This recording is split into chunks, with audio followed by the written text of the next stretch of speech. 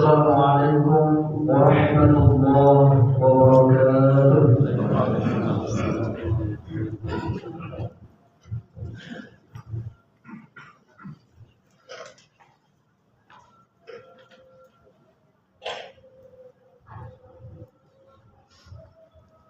Allahu Akbar, Allahu Akbar.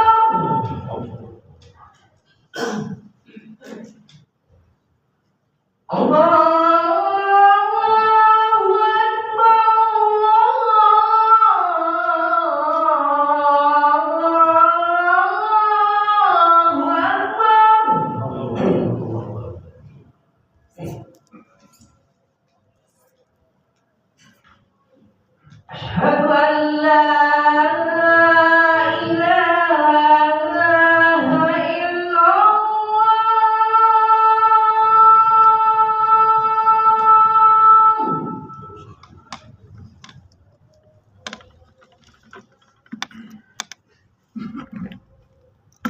أشهد أن لا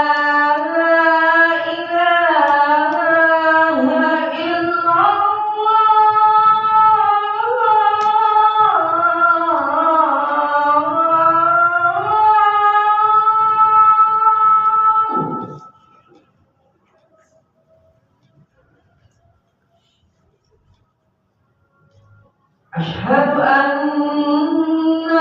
محمدا رسول الله.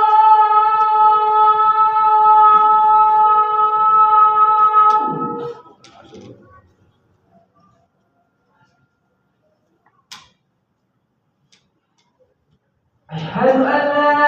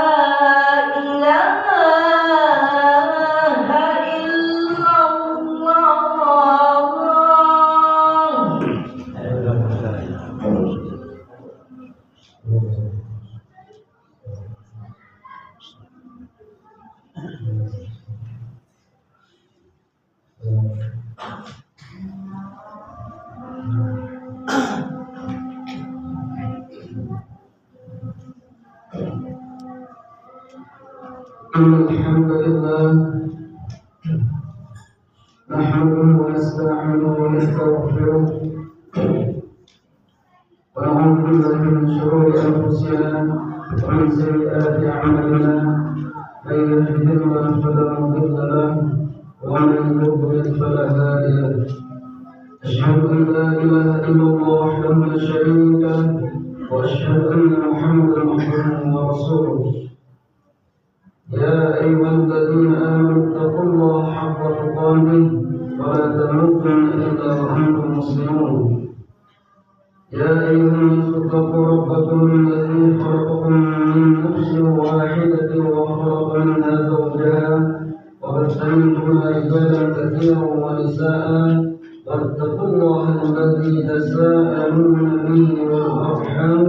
إن الله كان عليكم رقيبا. يا أيها الذين آمنوا اتقوا الله وقولوا قولا سديدا يصلح لكم أعمالكم ويغفر لكم ذنوبكم ومن يطع الله ورسوله فقد فاز فوزا عظيما. فيا أيها الحاضرون أوصيكم ونفسي بتقوى الله وطاعته لعلكم تفلحون. وقال تعالى في كتابه الكريم: وما خلقت الجن والإنس إلا ليعبدون. Jemaah sidang Jumat yang insya Allah dimuliakan Allah Subhanahu wa Ta'ala, marilah kita bersyukur kepada Allah atas segala nikmat yang dianugerahkannya kepada kita semua, sehingga alhamdulillah di siang yang insya Allah mulia ini kita dapat bersama-sama melaksanakan kewajiban kita berupa ibadah Jumat. Mudah-mudahan pahala segala amal ibadah kita dilipat gandakan oleh Allah Subhanahu wa Ta'ala. Amin ya rabbal alamin. Salawat beserta salam semoga tetap tercurahkan kepada baginda Rasulullah sallallahu alaihi wasallam bersama para keluarganya dengan mengucapkan Allahumma shalli ala sayyidina Muhammad wa ala ali sayyidina Muhammad. Jemaah, marilah kita senantiasa meningkatkan ketakwaan kita kepada Allah Subhanahu wa Ta'ala agar kita senantiasa mendapat ridha dan kemuliaan darinya. Dengan khutbah kita pada hari ini menjadikan pekerjaan sebagai ibadah. Kaum muslimin sedang Jumat rahimahullah. Islam adalah agama yang mengajarkan produktivitas. Bagaimana kita menjadi manusia yang aktif, produktif dan bermanfaat. Islam sangat menganjurkan bekerja dan beraktivitas. Bahkan Islam sangat membenci kemalasan. Islam mengajarkan kepada kita bagaimana dalam bekerja dan beraktivitas tetap dalam rangka ibadah kepada Allah Subhanahu wa Ta'ala. Karena ibadah adalah tujuan dari penciptaan manusia, sebagaimana firman Allah Subhanahu wa Ta'ala, "Wa ma khalaqal jinna wal insa illa liya'budun." Dan tidak aku ciptakan jin dan manusia kecuali untuk beribadah kepada-Ku. Quran surah Al-Zariyat ayat 56. Lalu timbul pertanyaan, jika kita hanya sibuk dengan ibadah, kapan kita bekerja untuk memenuhi kebutuhan, menafkahi keluarga dan kewajiban lainnya? Maka di sinilah Islam membimbing kita bahwa ibadah itu bisa bermakna khusus dan bisa juga bermakna umum. Ibadah dalam arti khusus adalah kita betul-betul menjalankan ritual ibadah seperti sholat, puasa, zakat, haji dan lainnya. Sedangkan ibadah dalam arti umum adalah segala aktivitas yang kita lakukan yang tidak bertentangan dengan apa yang dilarang oleh Allah Subhanahu wa Ta'ala, dan kita niatkan untuk mendekatkan diri kepada Allah Subhanahu wa Ta'ala. Semua itu menjadi bernilai ibadah di sisi Allah Subhanahu wa Ta'ala. Nabi menyebutkan bahwa orang yang keluar bekerja mencari nafkah untuk keluarga dan menjaga kehormatan dirinya dikategorikan oleh Allah Subhanahu wa Ta'ala sebagai orang yang berjihad.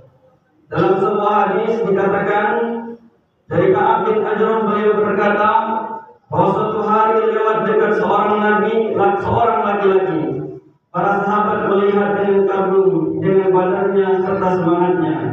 Lalu mereka berkata, "Wahai Rasulullah, seandainya orang ini berjihad di jalan Allah," maka Rasulullah berkata, "Jika ia keluar untuk nafkah anak-anaknya, maka dia berada di jalan Allah. Jika ia keluar untuk nafkah kedua orang tuanya yang sudah renta, maka dia berada di jalan Allah. Jika ia keluar untuk nafkah dirinya agar tidak mengulurkan tangannya untuk meminta-minta, maka dia berada di jalan Allah. Adapun jika dia keluar dengan tujuan riya dan kesombongan, maka dia berada di jalan setan. Jemaah rahimahullah, dalam hal ini Islam memandang bekerja sebagai jihad, bermakna bahwa ia adalah satu ibadah yang memiliki keutamaan di sisi Allah Subhanahu wa Ta'ala. Lalu pertanyaannya, bagaimana kita mampu menjadikan pekerjaan ini sebagai ibadah di sisi Allah Subhanahu wa Ta'ala? Agar pekerjaan kita bernilai ibadah di sisi Allah Subhanahu wa Ta'ala, sehingga kita dicatat sebagai hamba yang mewujudkan makna penghambaan sebagaimana tujuan dari penciptaan jin dan manusia. Berikut ini perkara-perkara yang perlu kita perhatikan. Pertama adalah niat. Niat adalah perkara penting di setiap pekerjaan. Nabi bersabda, "Innamal a'malu binniyati." Sesungguhnya segala sesuatu bergantung dari niatnya. Dan kita diperintahkan di setiap pekerjaan kita untuk berniat mencari keridhaan Allah Subhanahu wa Ta'ala, sehingga pekerjaan yang kita laksanakan bernilai ibadah di sisi Allah Subhanahu wa Ta'ala. Niat bisa menjadikan pekerjaan rutinitas seperti makan, tidur, dan lainnya bernilai ibadah. Niat bisa pula menjadikan ibadah menjadi maksiat karena niatnya untuk riya dan sum'ah misalnya. Maka oleh karena itu Allah berfirman, "Wa la umiru illa liya'budullaha mukhlishina lahu-d-din hunafa'a wa yuqimus salata wa yu'tuz zakata wa dzalika dinul qayyimah." Padahal mereka tidak disuruh kecuali supaya menyembah Allah dengan memurnikan ketaatan kepadanya dalam menjalankan agama yang lurus, dan supaya mereka mendirikan salat dan menunaikan zakat, dan yang demikian itulah agama yang lurus. Quran surah Al-Baqarah ayat 5. Jemaah rahimahullah. Lalu yang harus kita perhatikan yang kedua adalah memperhatikan larangan-larangan Allah sehingga kita tidak terjatuh di dalamnya. Ada beberapa perkara yang dilarang untuk kita dalam bekerja, seperti berbohong, berdusta, menipu, riswah atau sogok menyogok, bermuamalah riba, dan larangan-larangan lainnya. Dari Abu Hurairah radhiyallahu anhu, Nabi sallallahu alaihi wasallam bersabda, "Barang siapa yang menipu, maka bukan bagian dari kami." Lalu yang ketiga, qanaah terhadap pembagian Allah Subhanahu wa Ta'ala. Qanaah adalah menerima dengan lapang dada segala rezeki yang dibagikan Allah kepada kita. Dengan qanaah menjadikan kita hamba yang tenang, tidak selalu gelisah karena terus merasa kurang segala apa yang ada dalam hidupnya.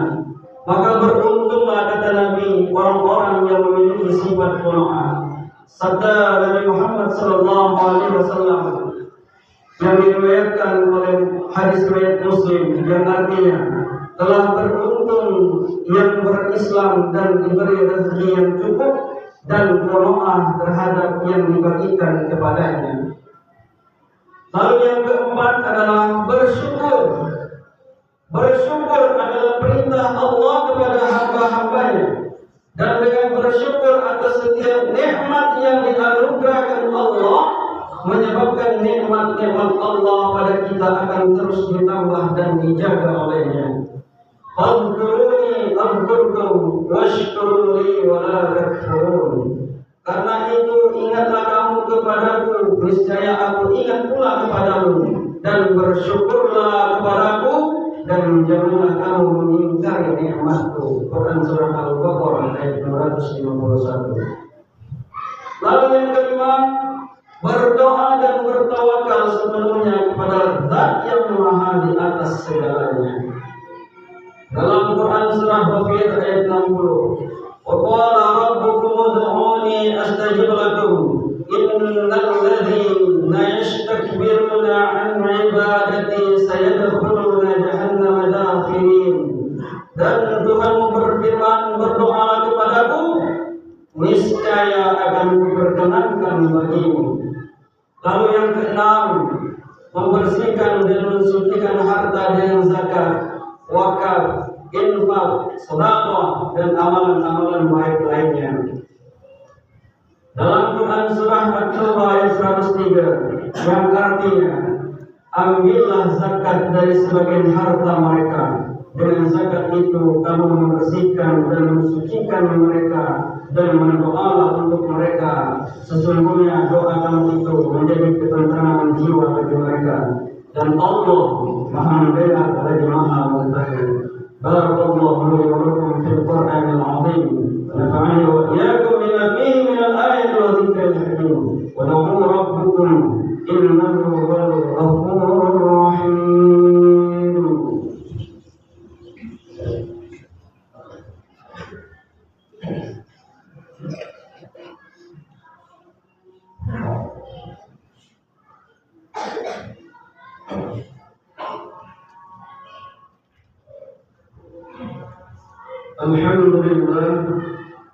الحمد لله حمدا كثيرا كما أمر. أشهد أن لا إله إلا الله وحده لا شريك له إرغاما لمن جهد وكفر. وأشهد أن محمدا عبده ورسوله وحبيبه وخليله سيد الإنس والبشر. اللهم صل وسلم وبارك على محمد وعلى آله وأصحابه وسلم تسليما كثيرا. أما بعد فيا عباد الله اتقوا الله واعلموا أن الله يحب مكارم الأمور ويكره سفاسفها. يحب من عباده أن يكونوا في تكميل إسلامه وإيمانه وإنه لا يهدي القوم الفاسقين. اللهم وقال الله تعالى إن الله وملائكته يصلون على النبي يا أيها الذين آمنوا صلوا عليه وسلموا تسليما. اللهم صل وسلم وبارك على سيدنا محمد وعلى آل سيدنا محمد كما صليت وسلمت وباركت على إبراهيم وعلى آل إبراهيم في العالمين إنك حميد مجيد. اللهم اغفر للمؤمنين والمؤمنات والمسلمين والمسلمات الأحياء منهم والأموات إنك سميع قريب مجيب دعوات وقاضي الحاجات. اللهم ربنا لا تزغ قلوبنا بعد إذ هديتنا وهب لنا من لدنك رحمة إنك أنت الوهاب. ربنا لا تجعل في قلوبنا غلا للذين آمنوا ربنا إنك رؤوف رحيم. ربنا هب لنا من أزواجنا وذرياتنا قرة أعين واجعلنا للمتقين إماما. ربنا آتنا في الدنيا حسنة وفي الآخرة حسنة وقنا عذاب النار. والحمد لله رب العالمين. عباد الله إن الله يأمر بالعدل والإحسان وإيتاء ذي القربى وينهى عن الفحشاء والمنكر والبغي يعظكم لعلكم تذكرون. فاذكروا الله العظيم يذكركم واشكروا